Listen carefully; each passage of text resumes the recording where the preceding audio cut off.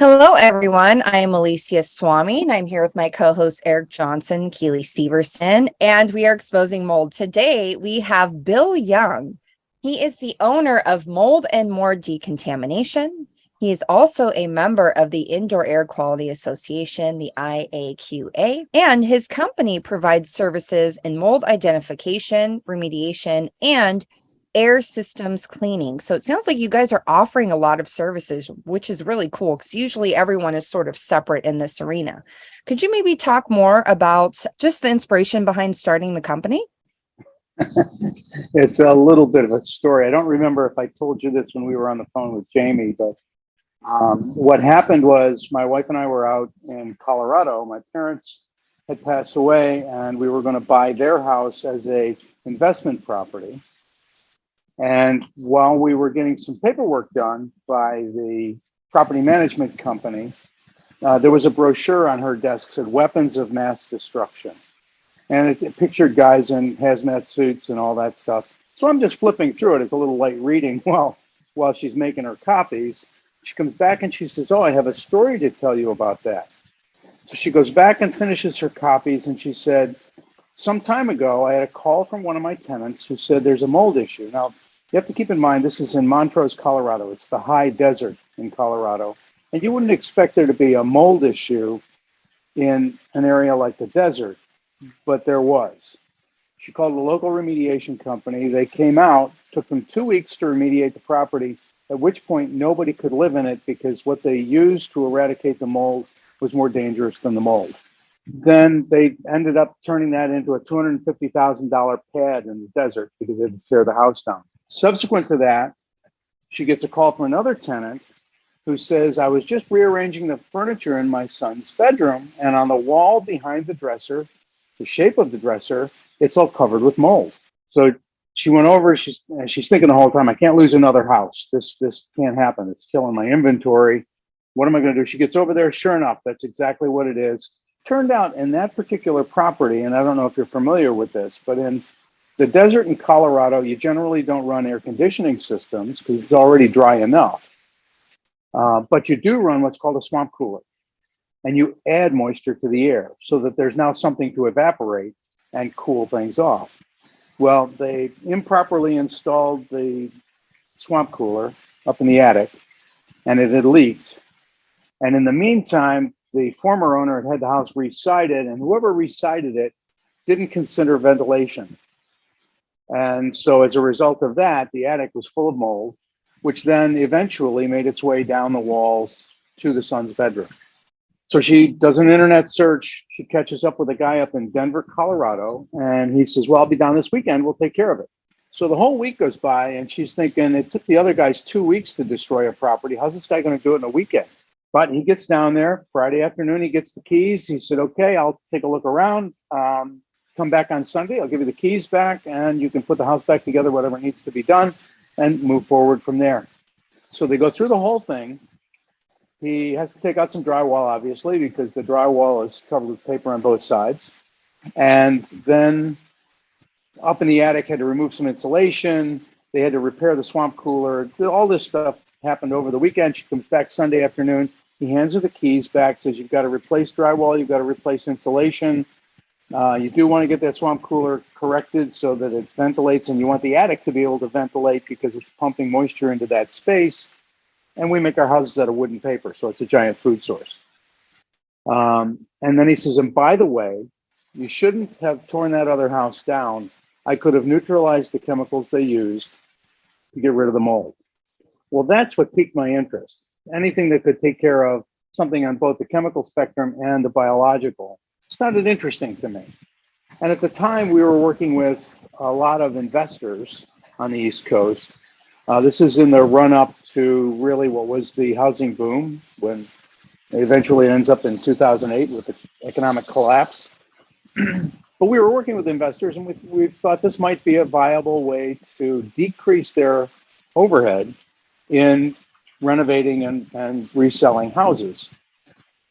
By the way, that didn't work. That business plan was a total failure because investors, number one, have no money.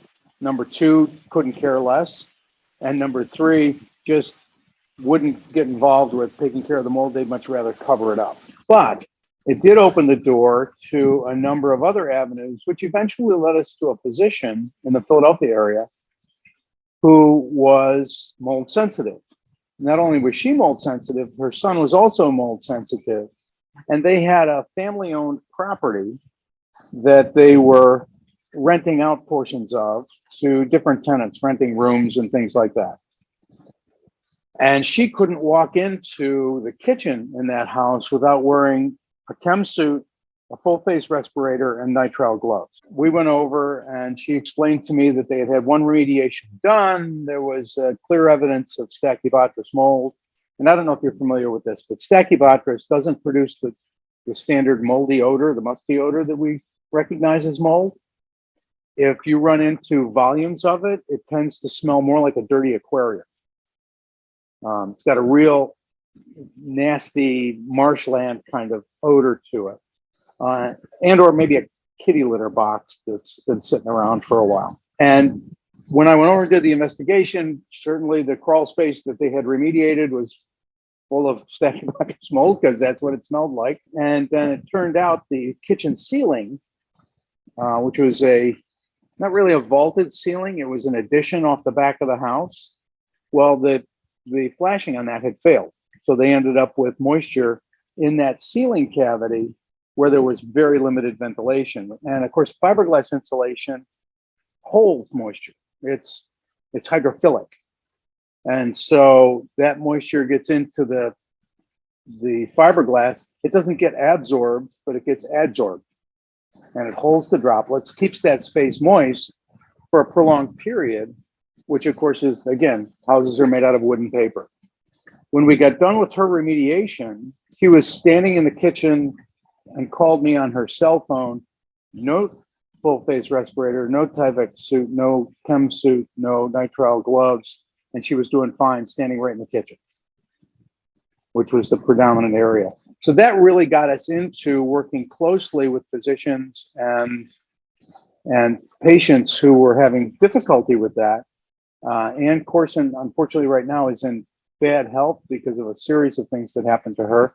But we've now picked up probably half a dozen to a dozen different physicians who refer us because it's been beneficial for their clients. So that's kind of a capsule view of mold and more. The other things that we do aero sealing.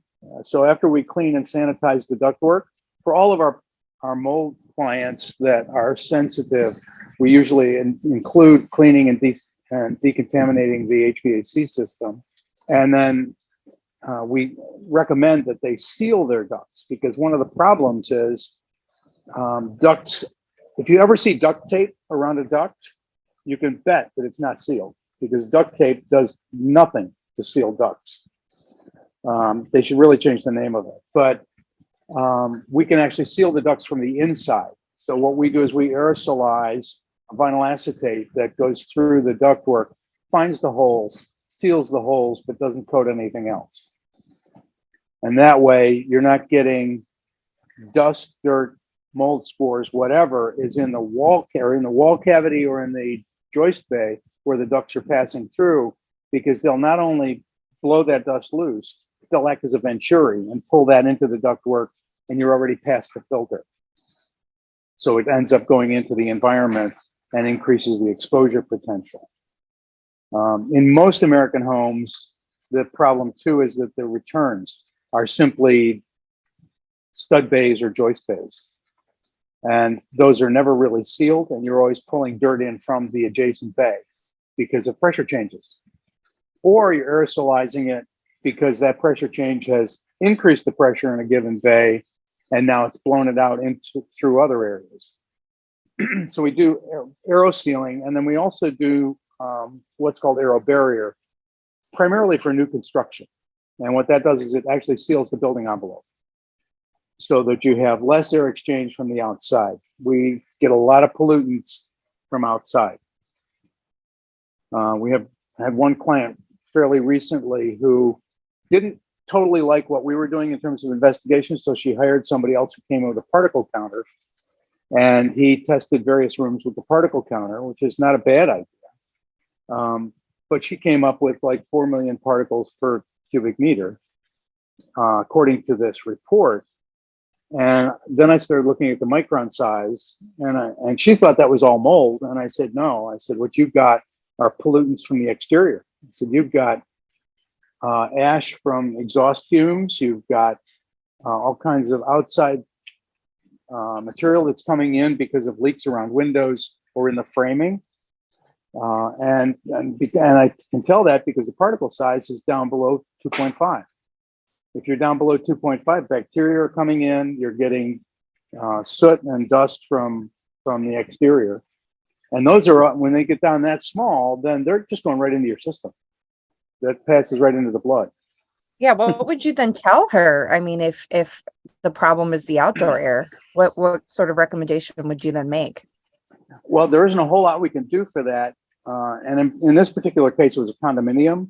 So I said, not only do you have that complicating factor, but I said, this is a high-rise condominium building. You've got pipe chases and wire chases that are going from the basement all the way up to all the units at the top floor. Those are all infiltrating as well. So moving is your only option, and which is what they ended up doing. Whether their new digs are any better, I don't know. We haven't heard anything more from her. I'm not sure she was happy about the fact that I said, you have actually, based on your particle counter readings, the mold spore counts, assuming that anything that is 3 microns or larger is a mold spore, you don't have a whole lot of mold there. And that was what we found with our regular testing there too. I mean, we did surface testing, we did air quality testing. Now, I don't necessarily trust spore traps, but they are a quick and efficient tool for a snapshot. I do trust surface samples, bulk samples, dust samples that come off. We often use Hertz Me Q test for evaluation. And I said, based on what I'm seeing here, I don't see a huge mold issue, but I do see that there's some infiltration from the outside coming into the building. It's interesting what you said earlier about Stachybotrus having a particular smell, and it's not what you think, and it smells sort of like a cat litter box. Because this is what a lot of people report, and this is Eric's experience as well. When we are being affected by Stachybotrus and we're sick because of it, we then start to smell like a cat litter box or cat pee. So it's really interesting that not only is it in a home, but when we sweat it out, you are smelling that same stench that you're smelling in the home. Yeah. We often will have people that what brings us in initially is that they'll go away for a weekend. While they've been living in the house, they didn't notice the odor. They go away for the weekend, they come back and walk in their front door, and all of a sudden they're getting overwhelmed with this odor that they can't identify. And it's because it's been trapped. There's been no movement in the house. The fact that houses like to be occupied. Cars like to be driven, planes like to be flown, boats like to be boated. But in a house, we need to move in that house because that moves some of the air. And I think we talked about the fact that we're very much like Pigpen in a Peanuts cartoon. We have this cloud that follows us, and there's not a whole lot that pulls it out of that cloud. It stays in our orbit until something on the outside acts upon it. So physics becomes a big part of this. And that's one of the reasons we got into the aeroseal and aerobarrier, is because building science tells us that we have to really pay attention to these things. And we often don't pay attention to them. Chemical changes in the house just because of temperature change. Chemical changes in the house because the air purifier you're using is generating hydroxyls. Well, that's going to change the chemistry of whatever else is in the air. And we need to take a look at what the impact of that is. What are your thoughts on air purifiers? Do you think that they're a good solution when there's active mold growth in a home? A good solution is kind of a relative thing. I think that they are beneficial. And I'm not against natural hydroxyls. Hydroxyls do accomplish. Are you familiar with those? Okay, so if you have what's called an air scrubber on your HVAC system, or I'm trying to think of the name of the original. They use it actually on the International Space Station, uses this to purify the air in the space station. And what it is it's a UV bulb surrounded by three types of metal that create a chemical change. They act as a catalyst, and that generates hydroxyls, which are basically nature's hydrogen peroxide. So as the sun passes through the atmosphere, nature generates natural hydroxyls that I think, and nobody's ever verified this, but I think it helps keep down the bacterial load, the viral load, and the fungal load so that we can survive. Because if the fungus takes over, we're done. If I can just throw in that one of those metals is titanium dioxide nanoparticles. And I'm not familiar with that, so if you want to enlighten me, because I'm always looking for more information. Oh, well, it actually started out with this coating used to disinfect and deodorize kitty litter boxes. You know, they covered back to the kitty litter.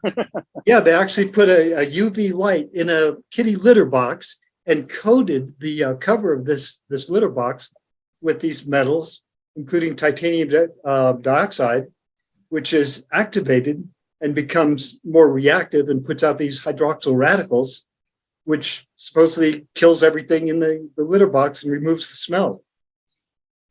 See, I can see that being a problem, because then anybody who doesn't want to go pick up cat poop never picks up cat poop because there's no odor to let them know it's nasty.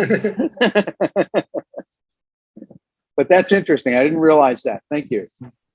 I think what was also really interesting is when you mentioned these people went away and they didn't notice the smell, and then they came back and they noticed the smell. Do you think there was some sort of like unmasking happening there? Like they were in that environment, they were masked to what was going on, and then they were able to have some time away from it, and then their body is now sensing it at a higher level.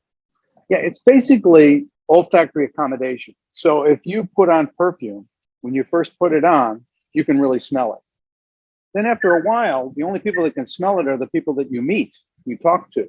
Why? Because it's a new odor for them. Their olfactory system picks it up. So we accommodate to those things. And our system finally says, okay, I've got that information. I don't need to keep that information in my memory banks, as it were. I can just reject. I don't have to worry about that. It's already been cataloged. We survive in our environment. Otherwise, odors would be persistent. We'd always smell them. Some odors are persistent, but things like this, what I found in COVID, during the COVID pandemic, people who hadn't noticed issues in their house suddenly had to spend a lot of time in their house. And as a result, they found the water leaks that they had. They found the mold growth that they didn't know was there because they hadn't looked around, and all of a sudden it was drawing their attention to it. All of those things popped out during COVID because people were now trapped in their homes. And we had a number of remediations that we had to do where the moisture source was actually their HVAC ductwork during the air conditioning season, when the duct was getting cool and the humidity level in the basement was still high enough for it to condense. And that's all the moisture that was needed. It didn't need anything else. And some of those, it was high levels of Stachybotrus because it was persistent. Stachybotrus likes a lot of moisture, 80 to 90% moisture, not 100%. You get to 100% and mold won't grow. But you get it up to the 80, 90% and recognize that drywall comes with Stachybotrus mold spores embedded in it at the time of manufacture. Not intentionally, but they show up. So a couple of years ago, I picked up a book called Never Home Alone. And it was really referring to the insects and mites and other things that are part of our residential setting that under normal circumstances, being exposed to those isn't particularly problematic, but we tend to be such clean freaks in many ways that our system reacts strongly to them. And so you end up with people with strong allergic reactions to the various things that are present. Or they're going to find insects in their house that tells them there's additional moisture. So anytime you walk into a a basement area or something like that, and there's crickets, you know there's moisture. If there's ants, you know there's moisture. So start looking for the moisture. If you find termites, certainly there's moisture. They like to have a drink with their meal when they're consuming your house. So those are all indicators for us when we walk into a property that there's a potential problem. And then it's a way to track down the source of that. Where's the moisture coming from? Well, you look where the ants are coming in. And especially if it's the sugar ants. The big carpenter ants, they'll do the damage with or without the moisture. But when you see the little sugar ants, then you know that there's a moisture issue someplace in that house. And you better start looking at it because the drywall has paper on both sides. One of the things we see up in the high desert where people think it's so dry that mold is never going to grow is that the cold north wall has a lot of condensation stored. And typically the entire southern part of the house feels fine, but you just go up next to the north wall and there's no water leaks, but you can feel it. Right, yeah. Well, a lot of people think you have to have a leak in order to have a problem. And in Pennsylvania, anyway, now here I am in the Florida Keys. It's sunny, warm, humid because I'm surrounded by water. I have the Florida Bay out here and I have the ocean to my back. The relative humidity here for the 2 weeks that I've been here has been at least 20 points lower than what it has been at home in Pennsylvania the whole time with lower temperatures. Usually in the winter, when you get lower temperatures, you get dry, cold air from the north. And that dry air dries everything out and the humidity drops. But over the last decade or so, we've seen humidity levels staying pretty consistent throughout the year. And if you don't build your home properly and find a place for that water to go, it's going to pose a problem. And so we get involved with a lot of exterior cladding failures. Houses that are built, usually started out as a stucco failure. Those are the ones that make the news most of the time. The number one area in all of North America for stucco failures is Vancouver, British Columbia. Not quite sure why they're building with stucco in Vancouver. It's a mystery to me. But the second in all of North America is southeastern Pennsylvania. And it's because we are persistently humid, not that far from the ocean, not that far from a variety of water sources, and our humidity levels stay up, and then the building materials begin to absorb that moisture. Yeah, I remember the stucco was hailed as the great new thing. And in California, they started building all these stucco houses. They look great. Yeah. But unfortunately, it's a sponge. It is. And there's one particular building that made the news, the San Martin County Courthouse, where it was a mold trap before it was ever finished. They couldn't even occupy it. Yeah. And part of that is not so much that the stucco is terrible, because if you do stucco correctly, and that was probably EFIS that they were building with, which was the new formulation, a lot less concrete, and they were really using more gypsum, and gypsum will absorb moisture. And as a result of that, and the fact that they didn't take care of where the moisture has to go, you're going to have bulk moisture that enters the property at some point. And so you got to give it a path. If the water's there, that's fine. Give it a path, it'll leave. The other thing is you have to have the proper ventilation so that if you do get moisture in those spaces, there's some air movement that's going to help dry it out. We found a lot where the southern face is our problem. In the high desert, the north side is the big problem. We found that in some of ours, the south face is the problem because people will have a brick front or a stucco front or a stone front, and that mass absorbs a lot of heat. And then if they use vinyl wallpaper on the inside, it can't breathe. And you end up with condensation in between, and all the materials in between, your sheathing, everything else is going to develop mold. And then most of our builders, and it's probably true around the country, they use OSB, oriented strand board, as your exterior sheathing. The problem with that is that the capillaries that would spread the moisture out and make it easy to evaporate only go to the edge of the flakes. If it only goes to the edge of the flake, then it can't get rid of the moisture, which means it then has to go somewhere, ends up going into the matrix of the wood. So you now have 5/8 of an inch of wood in fibers that are glued together, where you're getting mold growth right where it wants to grow, in the dark.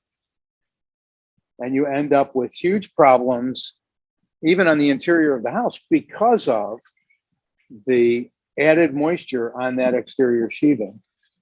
We just had one the other day. In fact, was on my email this morning with the homeowner.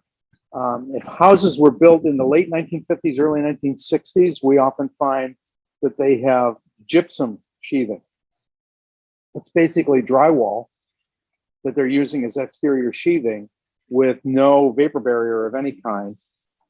And you end up with high moisture loads on the exterior, air infiltration from the exterior to the interior, or infiltration from the interior to the exterior, or exfiltration, I guess you'd say.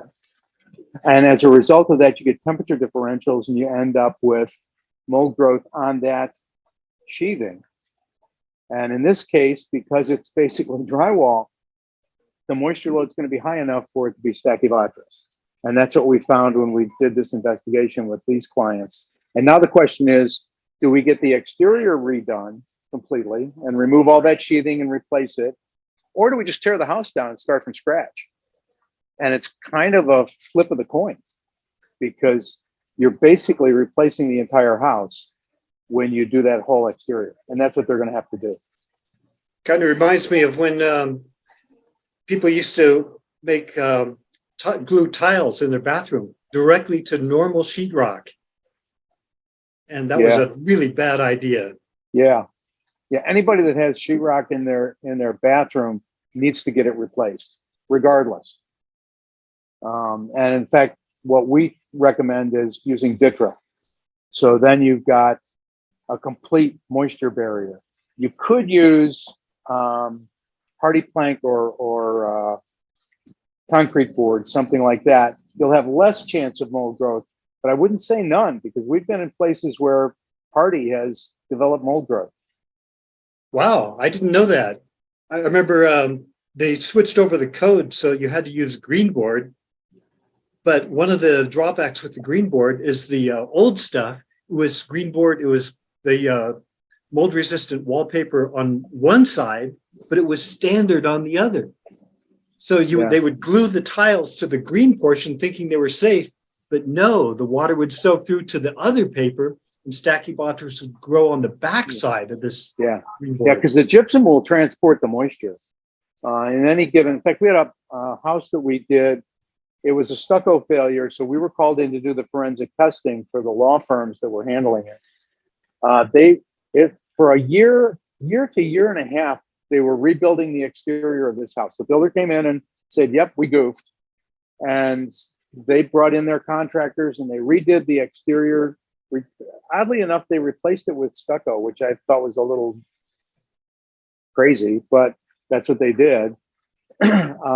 And then after the year and a half, they decided, oh, our bathroom is dated. Our master bath is dated. So while we've gone through all this disruption, let's just continue it for a little while and get the master bath redone. And then we'll be all set and we won't have any more repairs that we have to do.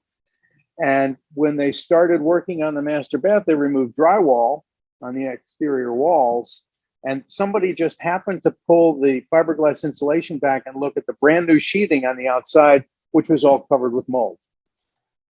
And it was covered with mold simply from the moisture that was generated within that bathroom and the air movement right through the drywall to the exterior walls where there was a major temperature differential. Boy, this is tricky, and I've always lived in a really dry climate. So it wouldn't even occur to me that the south side of a house anywhere would ever be a problem. Yeah. That was really, I felt bad for him, because the original builder who had made some mistakes disappeared. And so the homeowner was a second homeowner, and they were saddled with a $250,000 remediation of the exterior of the house. And that didn't count the work we had to do on the inside, because they had used vinyl wallpaper. And so pass the word. So a number of builders that we work with now have right in their contract that you can't use vinyl wallpaper in your house. I want to switch gears and talk about Intelligard. So I reached out to the company, and you are a vendor of Intelligard, and you also use their products. And we were trying to see if it would be useful for the hypersensitive people, us, where we can feel minute amounts of contamination. And Keely can definitely speak to her experience, but maybe you can give a little bit more information on this product that you guys are using for decontaminating a home. Well, just to give you an idea of the history of it, it was originally developed following the sarin gas attack in Tokyo, where Shunrikyo, a cult in Tokyo, decided to make a statement. And what they did is they brought into the subway system canisters of sarin gas and then released it on the subway. Number of people died from it. Not everybody. Many people were sickened by it. They managed to stop the train, get people off. But our US government looked at that as a national security issue and said, if this happened on any of our mass transit, we'd be in trouble because we can neutralize the gas. But the stuff we're using to neutralize the gas is not exactly healthy for people. And so in high traffic public places, we need something that is going to be, number one, effective against both biological threats and chemical threats. And we need something that's going to be inherently biodegradable so that we're not leaving something behind that's going to create toxicity. And so they challenged Sandia National Laboratories to produce this.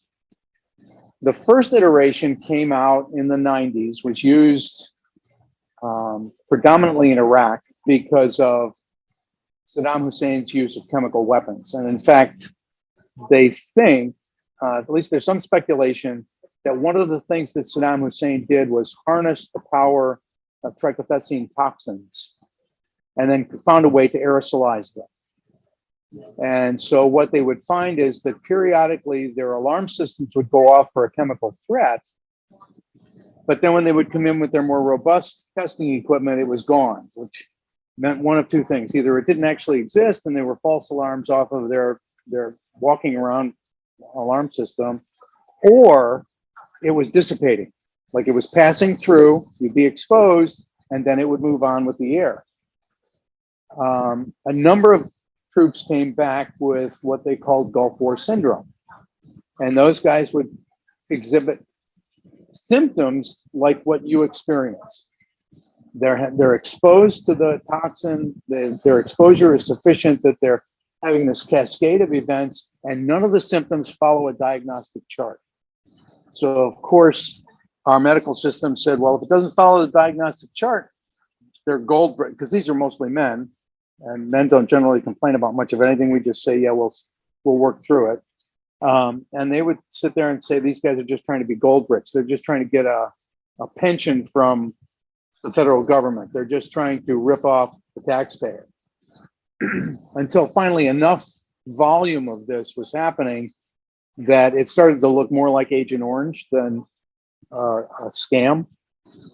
And then they started looking into it, and they think what they got exposed to was trichothecene toxins, which would then accumulate in the system. And if you were going to weaponize a mold toxin, that's the one you weaponize, because it does nerve damage, liver damage, kidney damage. I mean, it's an awesome, powerful toxin generated by something that most of the time you can't see, which is, I think, fascinating. So they asked Sandia Laboratories to come up with something that could control both of these things. And Sandia started their experimentation. The first iteration was called DF100. But it didn't kill weaponized anthrax fast enough. They needed something that was going to be faster and much more effective. And they were looking for a 7-log kill on weaponized anthrax. So they went back and retooled it. They changed the surfactants a little bit, which gives it longer dwell time. And that's really the key. So if you remember during the coronavirus pandemic, I would walk into a grocery store and they'd have these poor kids out there with their wipes wiping the handles of the shopping carts, because that's going to stop COVID. Now, beyond the fact that it was airborne, not surface borne most of the time, that was kind of a useless thing, but it made everybody feel better. except when you really looked at it. They wiped it off with the towelette or whatever, or sprayed something on it and wiped it off. But all they did was move whatever it was from one side of the thing to the other. There was no dwell time. Even Clorox bleach has right on their label, 10 minutes, it has to stay moist. Well, nobody lets Clorox bleach stay moist for 10 minutes. We can barely do it for a minute. That's just too long a period of time. And so without the dwell time, you don't have the kill rate.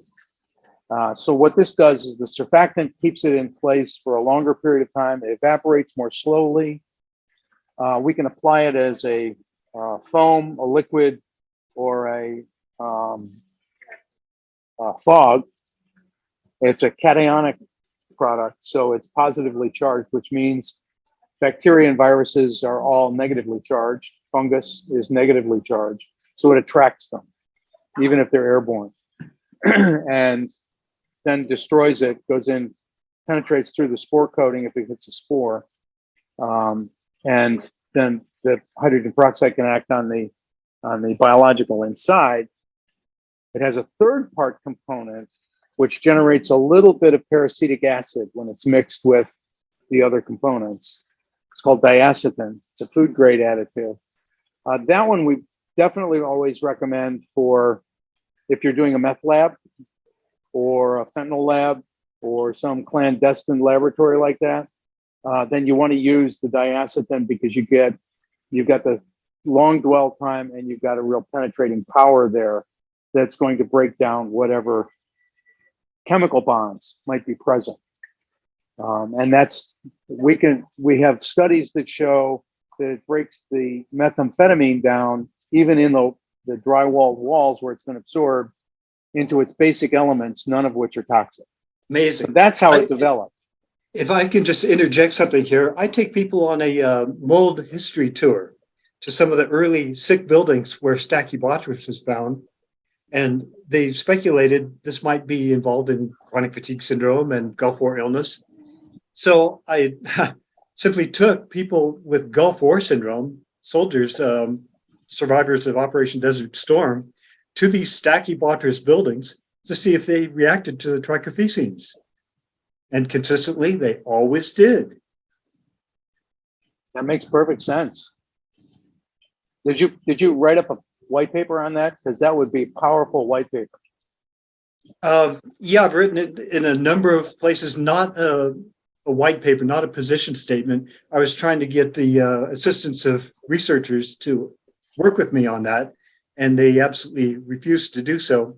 But I've presented this at places like Stanford, where they tell me that I'm crazy. Okay. So then they're saying that those people who are physically reacting aren't actually physically reacting? Believe it or not, they say that I set up a mental reaction by warning them beforehand that we were going to sick buildings. So it's their own fear response that it's a driving force. The old nocebo effect. Yes. Yeah. Yeah, the problem with that is then if that's what you believe, how about if you actually run a double-blind experiment and see what the reaction is? Don't tell them where they're going, or take some of those materials from that building and expose them to that with a control group that wasn't exposed and see if there's a change.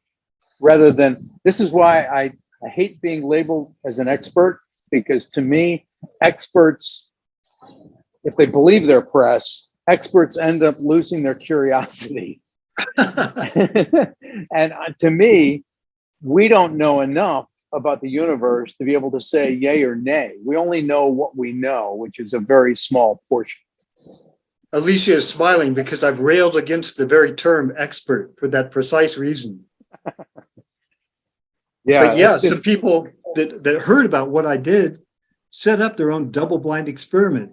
They had somebody else take objects from a contaminated place that and labeled them so they wouldn't know which was contaminated and which was not, and try to identify them using their senses. And they were remarkably successful at picking out in this double-blind trial. And they presented this to Stanford, where also it was rejected. Well, that's partly because Stanford operates off of the current medical system. And one of the things that I've found with most of my clients and in discussions with them, and again, this is anecdotal, but when I talk with them almost to a person, they've gone to a physician, described their symptoms, the doctor sees that it doesn't fit his diagnostic chart. Usually they're a male, and they say, well, it doesn't fit the chart, therefore it's all in your head or it's your hormones, as though males have no hormones, right? And so you end up with a lot of frustrated people who they're feeling something and you're totally discounting that feeling. They're experiencing something. It's not just my feelings are hurt or something. There's a physiological change in their system and you're discounting it. And they are generally angry, and they're angry for two reasons. One, it's cost them a lot of money to get that diagnosis because most of the doctors they go to don't take insurance. And I always tell them we have to find you a holistic physician, because if a DO might pick it up, because doctors of osteopathic medicine tend to be more open to total physiological response, systemic response. But if you've got an MD, forget it. The most they talked about mold in medical school was somebody brought an orange in that had a green spot on it. And then they decided that was mold. Other than that, they didn't talk about it. Well, I didn't mean to derail the conversation about your product, which is very interesting, because as a cationic substance, it would attract and remove the negatively charged molds and viral particles. But what about denaturing the toxins? As far as we can tell, with the single study that was done, they're effective on trichothecene toxins, aflatoxins, and ochratoxins. Those were the only ones that were tested against. And it eliminated those toxins during those studies. Now, nobody's done a follow-up because it's really expensive to do these studies. And as a result, nobody's bothered to, Intelligard doesn't have reams and reams of money to be able to do this. Part of this product is also used for firefighters. Firefighters have a 60% chance of getting cancer because of their occupation. They walk into a room, and in that room, you have all kinds of products, most of which are petroleum-based. So our fires used to burn at 1,500 degrees max because we were burning wood, like cotton, stuff like that. And there was not a huge chemical change that occurred during that combustion. Yes, you could die from smoke inhalation. There was carbon monoxide that was produced, but you weren't getting the kinds of chemical signatures that we get off of fires today. It's not unusual to have a great deal of sodium cyanide show up at the scene of a fire, and it can range out from the building, whatever is burning, to the people surrounding it. In fact, we had in Rhode Island a few years ago, they had a fire in a local pub, and their alarms were going off on the pumper truck on the street for cyanide that was coming out of the fire. And so the guy who's running the pumper, who's not wearing a Scott pack, is being exposed to that, plus the carcinogens off the exhaust from the diesel engine that's running on that fire truck. So what we came up with was the same product. It's Easy Decon, but it doesn't have the Easy Decon label because it's an EPA thing. If you're killing biologicals, then they have to approve it as a pesticide. So when the federal government uses it, it's always Easy Decon because they don't differentiate, they don't care. When it's being used by remediators, then we have to use Easy Decon. If you're remediating properties where it was used as a meth lab, then it's a different EPA label. And because of the difference in the label, the cost drops dramatically. And we've dealt with this. So that what we came up with was a product called Dolphin Decon, which refers to putting on firefighters gear and taking it off. And it just got UL approval that actually exceeds the NFPA 1851 standards for chemical removal at the scene. So as they walk out of the fire, we bring them into a caution area. We foam them with this because they've got all their gear on.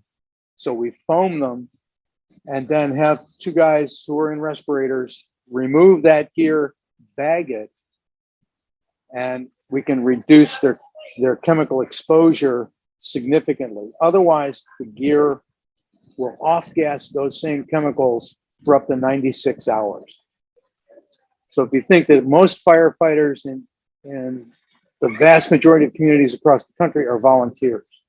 These are guys who on the weekend or all week work a job, and then on the weekend they're fighting fires, and they take their gear and throw it in the back of their minivan, or they throw it in the back of their car, and their kids get in the car. Well, that's just a sealed box that all this gas is coming into. That means your kids are getting exposed to it. And you'd be amazed at the particulate that follows firefighters. They did a study, I'd have to find the link for it, but they did a study that showed firefighters who were exposed to a powder that then fluoresces when you hit it with a black light. They were going home playing catch with their kids 8 hours after they left the fire station. They had showered and went back home, and they were throwing the football with their kids in the backyard. The football was covered with the powder. Their kids were covered with the powder. They were exposed to this particulate, which would be the same as the soot that's on their turnout gear. Fortunately for us, we got an education from Dr. Antonietta Gotti, the nanopathology researcher. So we got a description of how these nanoparticles, these volatile particulates can chase you around. Yeah. Yeah. And it's the same with mold, you know, and well, that's why I'm very much into recommending that buildings be built so that you control the air that's coming into that building. They need to be sealed, and they need to be tightly sealed. And then you bring the air in through a filtration system, like an ERV or an HRV, depending on where you are in latitude and longitude, and a variety of other things, so that you're controlling the air that's coming in. All the pollution. We just did a house with aerobarrier. House was built in 1975. When we did the blower door test on this, current code in Pennsylvania says a new building can't have more than 3 ACH 50. You can't have more than 3 air changes per hour at 50 Pascal. This house was doing between 9 and 10 ACH 50 when we started. I'm sorry for the background noise. I do want to hear and I'm sorry, I forget her name. Keely. Hi, Steely. I did want to hear your experience with the product. Well, first I want to say thank you so much for helping us arrange to get that to me. That was really awesome. And it came at a really important time for me. It really helped me. Is it okay if I explain a little bit about my sensitivities to kind of set some context? Okay. So I am very sensitive. All three of us are. And I really resonated with the story that you just told about the firefighters showering with the powder that was spreading even after someone had showered, and it getting all over the kids, because I am so sensitive, and it feels like some of my exposures are actually coming like third and fourth party like that, where it's like something can be on an item or on a person that comes into my house, and then I can react to that item very strongly, or that item can touch my kids and then I feel it on them, or it touches my kids and then they're in their beds and then I feel it in their bedding. And a lot of that has been happening. I have exposure sources that I have not been able to get on top of. One of the exposure sources is that my oldest child is in a middle school that's so moldy and contaminated that I can't tolerate his school clothes to come inside of our house, and they can't be washed with anything. Another exposure that I was having a really hard time with was one of our cars that we have now since gotten rid of in the last 2 weeks. But before then, any clothing that was worn inside that car was like radioactive to me. And even if my husband wore the clothing, then I couldn't tolerate him. So there's all these things coming into my house where I'm feeling like I'm bombarded from every area, and it's spreading in this invisible way, and it's getting on everything. Okay. So that's kind of what I've been dealing with, on top of being somebody who's so sensitive that I would be reacting to the invisible powder that no one else can see on the item. So that was kind of the context in which the cleaning products arrived to my home. And I had already made the decision. I am so freaking done replacing all of this bedding and laundry and clothing, because I had basically resorted to just being in disposable clothing, because this stuff was spreading onto everything, and nothing that I was washing it with was getting it off. And it was such a problem. So the first thing I did was I washed everyone's bedding, because I was to the point where I was walking in my kids' room, in my room, and I was reacting just from what I could feel in the bedding. And it's happened so many times, and I've replaced it so many times, and it spreads consistently, that I'm just done replacing it. It doesn't do anything. It just contaminates later. So I washed the bedding, and I realized, I will say, for my sensitivity, it does not remove 100% of what was in the bedding, but it absolutely makes the blankets tolerable. So I can wash the bedding, and then I can go into their room, and I don't feel it in their room anymore. And they can sleep in their beds without them feeling like they're reacting to it, because my kids are also so sensitive where they'll say their beds aren't comfortable for them because they're reacting.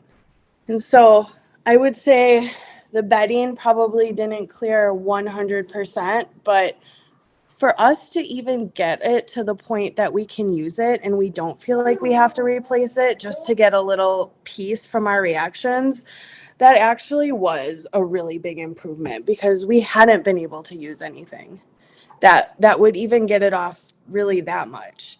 The other thing that changed for me since you sent this is I'm no longer having to be in like disposable clothing. So like I said, I was having so many source points of things getting cross-contaminated that I couldn't keep on top of it, that clothes would just go bad after a couple wears, to where I would just give up on it and I couldn't save it. I haven't had to get rid of any clothing because I've been able to wash them. So I did recently discover a source point that I did not know about, and that is a window that has been causing a lot of reactions. I only bring that up to say some of the contamination I've been feeling might have also been from that source point. But I emphasize my sensitivity in all of the ways things are cross-contaminating, because that's a sensitive issue for people who are canaries like me. And in a time of increased sensitivity, I would say it did improve my ability to function. And that is a really big statement coming from someone like me, because I'm the one who's always telling everyone else that they're lying for saying something works when it doesn't work for my level of sensitivity. So that's a strong endorsement for me to say, like, maybe it didn't get 100% off of everything, but I could live my life normally. Okay, well, that's good news, actually. Let me ask you a couple questions. Now, I have worked with that home inspector that I mentioned earlier. He with one of my clients said one day, there's two types of windows. There's the ones that have failed and the ones that are going to fail. That's a guarantee. Our windows don't hold up. If you want to get really good windows, you have to buy European style windows, and they're very expensive. But I'm glad to hear that that's made a difference for you. Just out of curiosity, what's your exterior cladding in your house? I have no idea. Yellow. Yellow. Okay. Well, that narrows it down. You got to watch that yellow siding. Well, you might want to take a look at your exterior cladding, especially if you've had a window failure of some kind, because what can happen is if the flashing isn't proper on the windows so that it takes the moisture away, and you have a failure of the window itself where it may penetrate the wall cavity beneath the window, you can have a really problematic mold growth. Again, you probably have fiberglass insulation. And fiberglass is hydrophilic. It will absorb and hold moisture, and it'll keep it up against the building materials, all of which are organic matter. So it's a giant food source, your whole house. There's not a question of if there's mold in one of the windows. I just don't know how much there is. Right. But I've been walking in and I've been feeling it immediately. And before I realized the window was bothering me, I was over attributing everything that I was feeling to just reactions from like the cross contamination from my son's middle school. And then I finally realized, no, there's actually a primary problem that I've been ignoring, thinking it's something else this whole time. So it's just, for me, the only question is, how much mold is in there? Is it just a tiny colony that feels really big because it doesn't matter how much it is to produce this large amount of feeling, or is it a whole wall? Lucky for me, my husband he works in windows. And I don't know if the company is European, but it's only sold through this one distributor in the United States, and they have like a lifetime seal warranty. So hopefully we'll be in better shape after they install them, and they are going to check the wall cavities too, because I'm pretty sure there's something a little bit in the wall somewhere. Okay. There has and then make sure they establish really solid containment wherever they're working. That's imperative.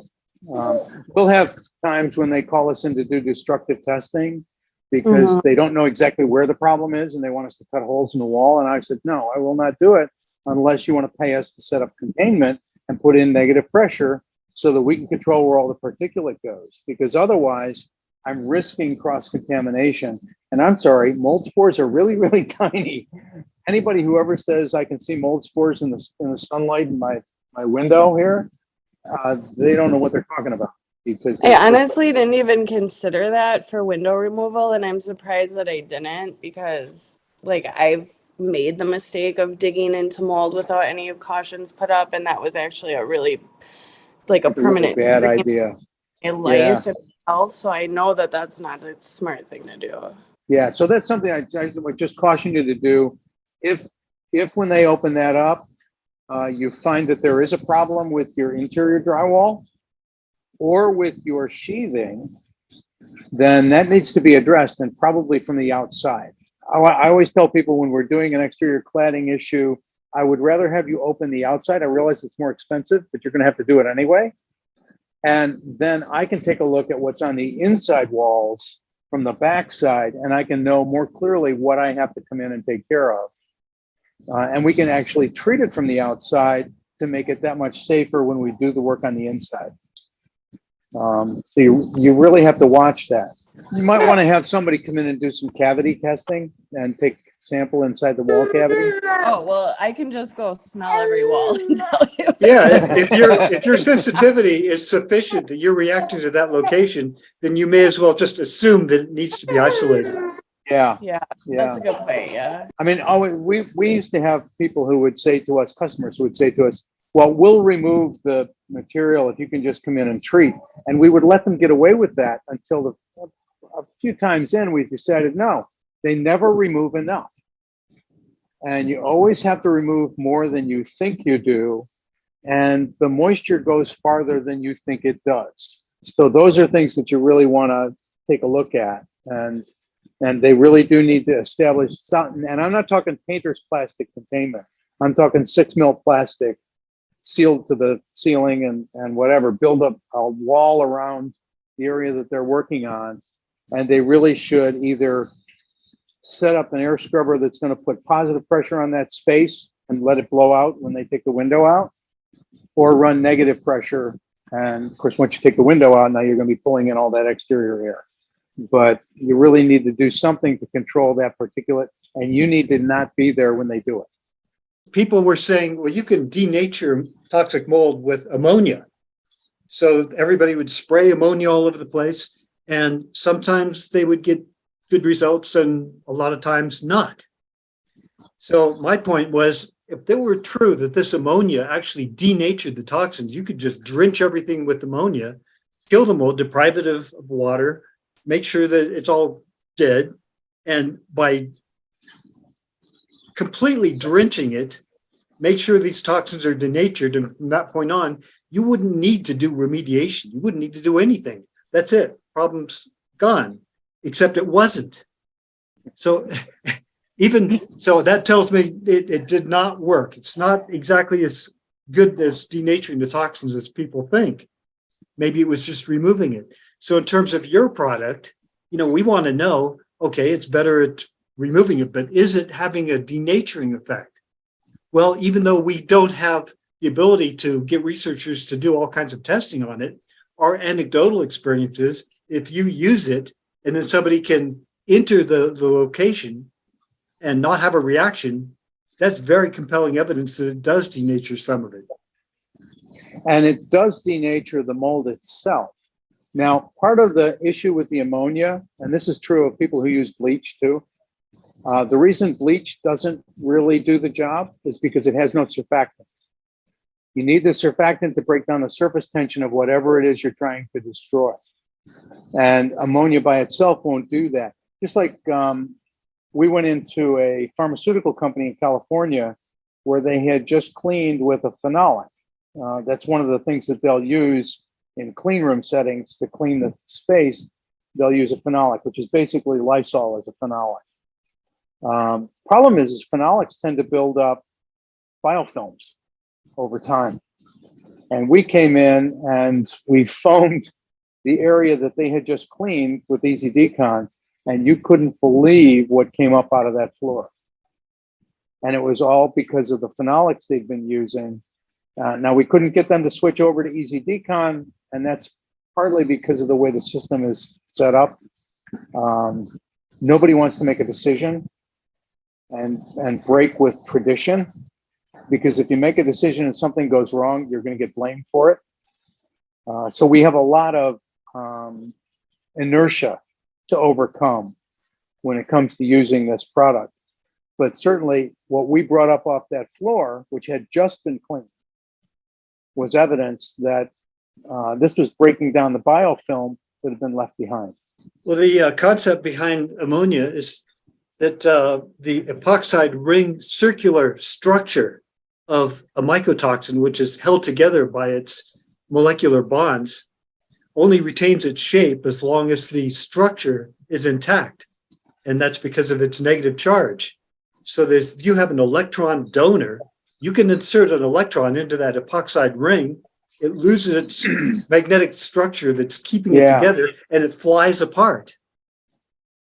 So as a cationic substance, perhaps it's possible that this is acting as an electron donor and really denaturing the breaking down the ionophore structure of the mycotoxin. Yeah. And of course, it's hard to get researchers to look into this, but for the time being, if the product works and we no longer react to something, then that's a good indication that it's doing more than just removing it. It's probably denaturing it as well. Yeah. And with her washing clothing, and I wanted to ask her how much she was using, you do have to be careful, because if you put in the normal washing quantity of Easy Decon into your washer, you will have a room full of bubbles because it foams up tremendously. So you always use a smaller quantity of the Easy Decon. It'll still do the job. We used to sell it to an appliance company because their customers were coming in complaining about the front-loading washers and the mold growth that occurs in front-loading washers. And if the customers used what was then a freeze-dried form of the product, it took care of the mold in the front-loading washer. And then the company that was freeze-drying it for us, they stopped freeze-drying it. We've never replaced it. It was a tremendous tool because it would have made a huge difference to just add it the same way you would add any other detergent to your laundry. But it was in a powder, so it made it easier to handle and easier to transport. But if you're going to wash things, use maybe a quarter cup instead of a half. Oh, but we're really excited that at least Keely was able to notice a difference in clothing by using this product. So with that level of success, we're curious, we would have to probably chat with Jamie, like what would be the next steps? What could we do as an organization? How can we provide this product to other people who are dealing with what we're dealing with, so that way they can make their lives more livable. And Jamie's got a lot of experience using this as a laundry product. Her son plays football, and the only way to get the odors out of his football gear, apparently, is to use Easy Decon. She also cleans her shower every day with it. And it does a tremendous job of getting rid of the soap scum that is left behind, which is actually providing a food source. And usually when I find mold in showers, if it hasn't made its way to the underlayment behind, whatever that is, whether it's drywall or party board,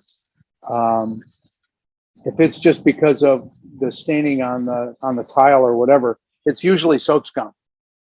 That's why I always tell people keep a squeegee in their shower, and you get as much water down the drain as possible. That's less that has to evaporate in space, and it reduces the likelihood of mold growth within the shower. So just curious, you're down in Dr. Mercola territory. Have you tried approaching him? I have not. My wife would like me to, I think. Well, he's married to Erin Health Nut News, and they had a mold problem in their own house.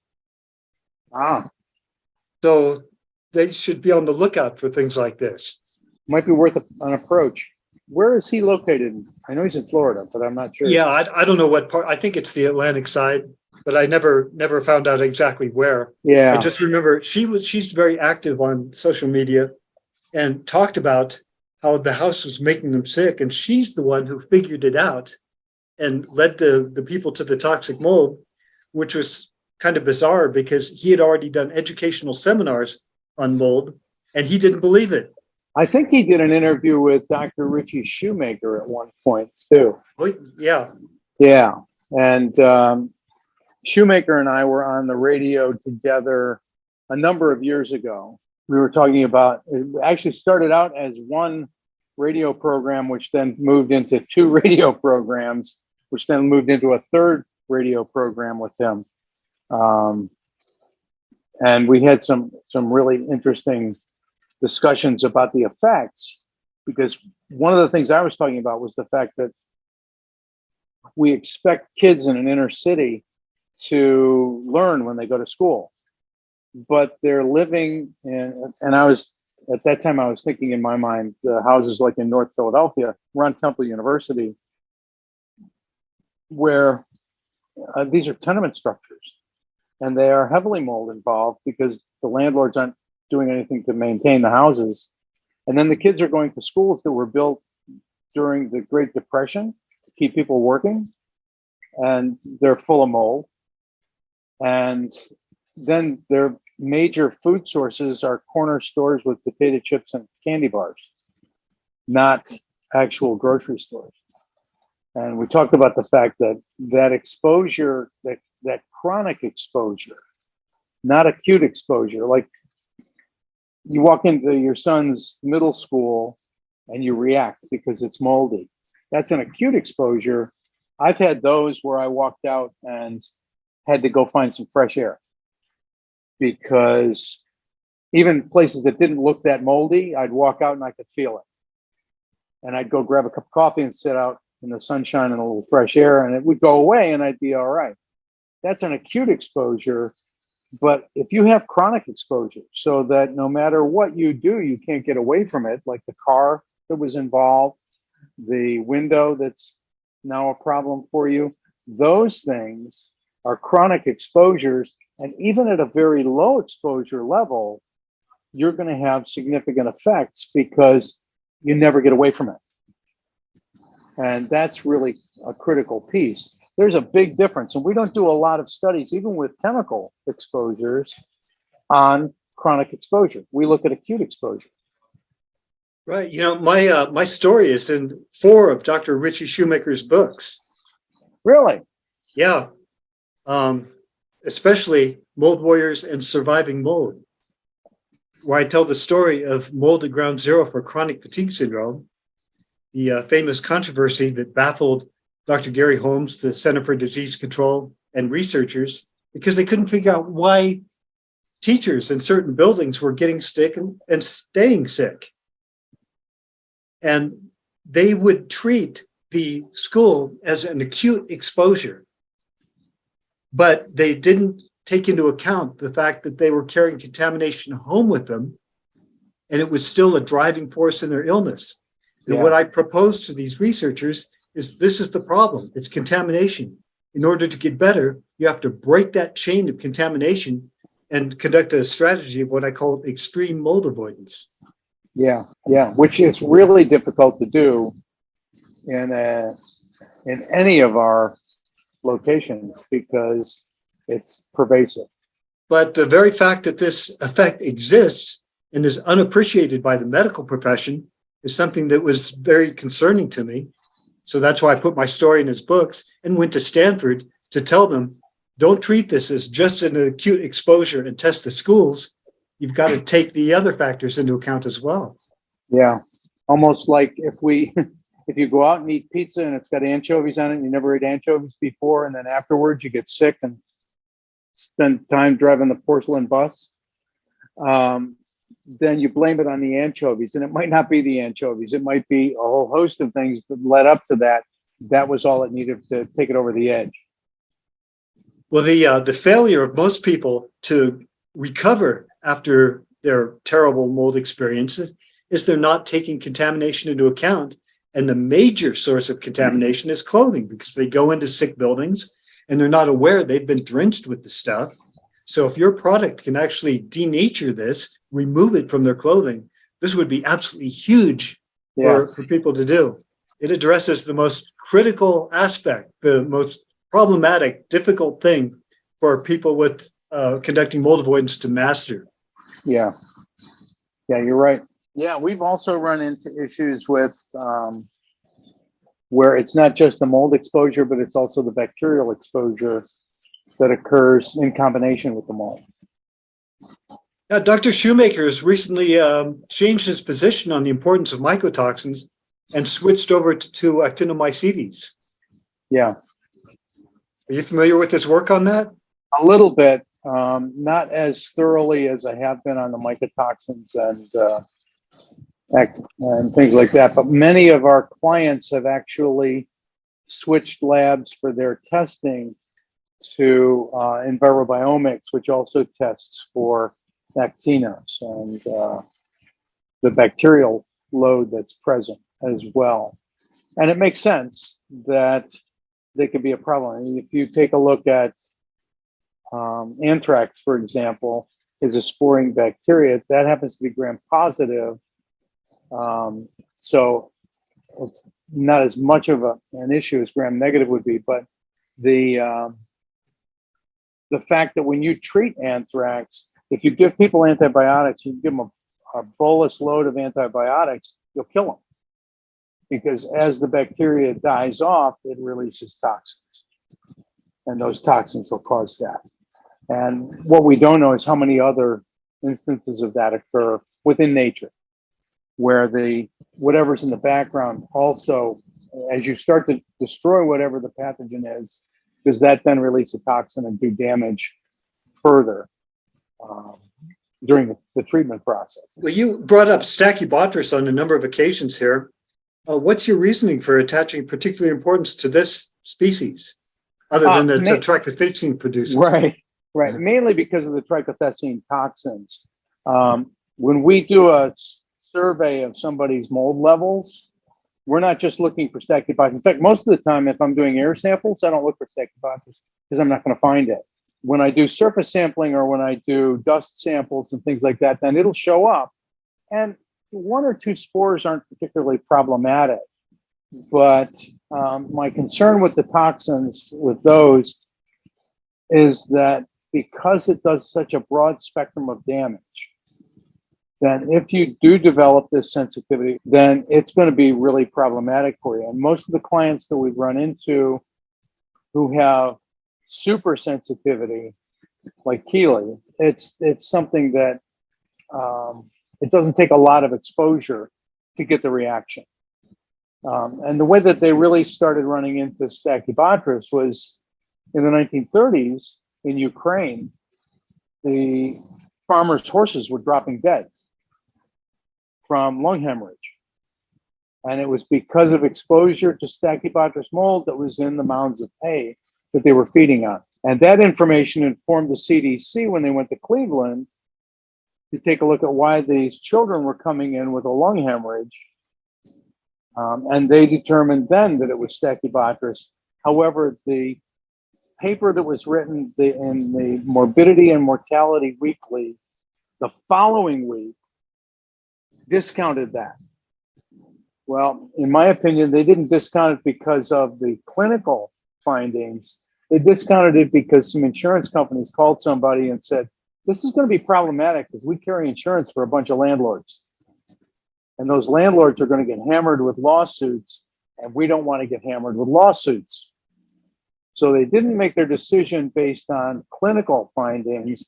They made their decision based on economic findings. Right. They didn't really discount it. They just said inconclusive, needs further study. Right. And then didn't do the further Didn't do study. any further study. Yeah, and America doesn't pay attention. We do more studies than any other country in the world, and we pay the least attention to them.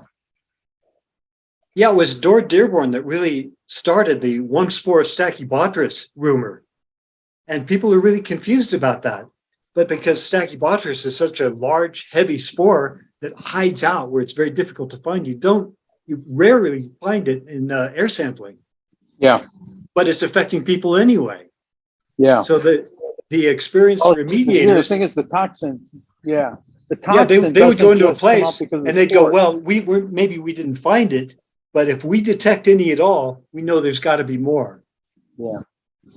The other place where we tend to find it because it's such a wet, sticky mold, and the spore is so large that it doesn't generally go airborne. But when we do get it in airborne samples, it's usually because somebody had a bunch of boxes packed in their basement on the floor, and then they decided to move them out so they could sell the house. And so they picked the boxes up and carried them all through the house, picked them out, and that aerosoled all those spores that were on the bottom. Wow, you're really hitting some hard memories for me because I got sick in Hitler's bunker in 1976. The Army unit, it was in an old building that was going to be Hitler's communications headquarters for Operation Sea Lion. And down in the basement armory, it flooded and everybody in my unit started getting sick. In fact, 70% of my unit went out on sick call. So we called the Division of Biological Warfare Investigation to come take a look. And they didn't attach any particular importance to the mold, but they said, well, it can't be good, so clean it up. Guess who gets detailed to go down into the basement to clean it up? And I'm picking up these cardboard boxes. The bottom is black with mold.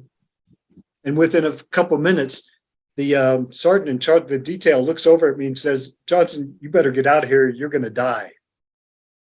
I mean, I was obviously fighting for my life. Yeah. And that was my acute exposure, and I never recovered from that.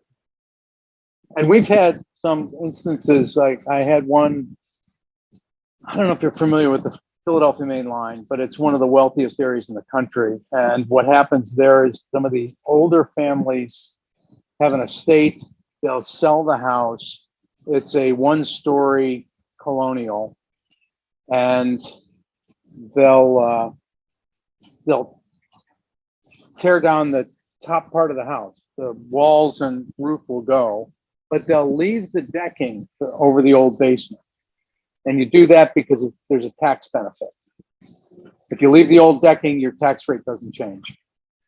And so they'll leave that decking, they'll put an addition off the basement, put new lumber in there, all of which is much more vulnerable than old lumber.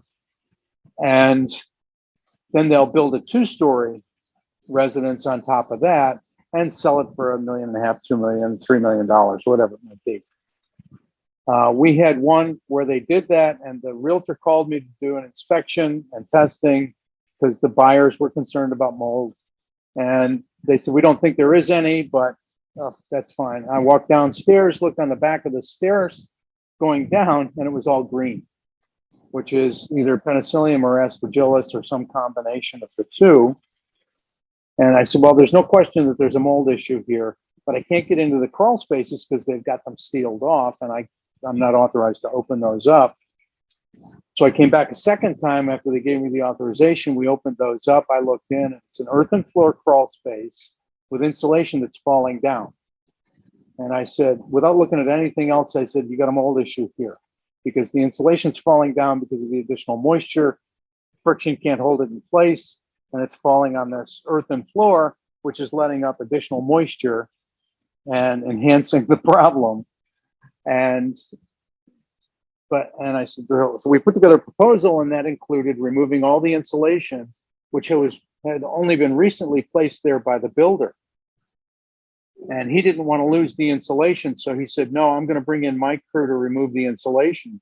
So he sent in a couple of guys on a Saturday morning to remove the insulation without personal protective equipment, nothing. And within 2 hours, the ambulance was there picking them both up. And they both had to be admitted to the hospital for an extended period because of mold exposure and fiber exposure from the fiberglass insulation. What an incredible story. Well, thank you so much, Bill. I feel like we've gone beyond the time frame we usually allot for these interviews. And it was such a great conversation with you. You are just a wealth of knowledge. You're definitely cut from a different cloth than a lot of these mold remediators that we talk to. And again, we really appreciate you and your instrumental role in what you played in helping us get the contents from Intelligard to be able to test that for the population that we're serving. So if anyone wanted to work with your organization, where could they find you?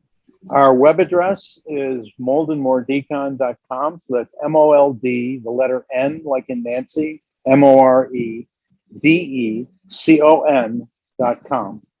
And there's a bunch of information on there on all the aspects that we do.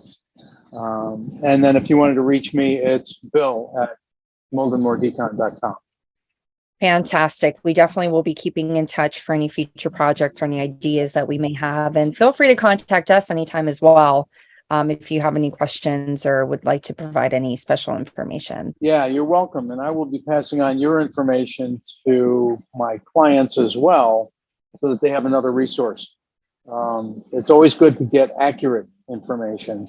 And there's enough inaccurate information out there that it can get really confusing, and especially if you're fighting with the issues that you're fighting with. I know I had some health issues a few years ago, and I started working through the medical system trying to figure out how to get to people, and they made it so convoluted, and I was not feeling all that well to begin with. It makes it that much harder to get to the answers.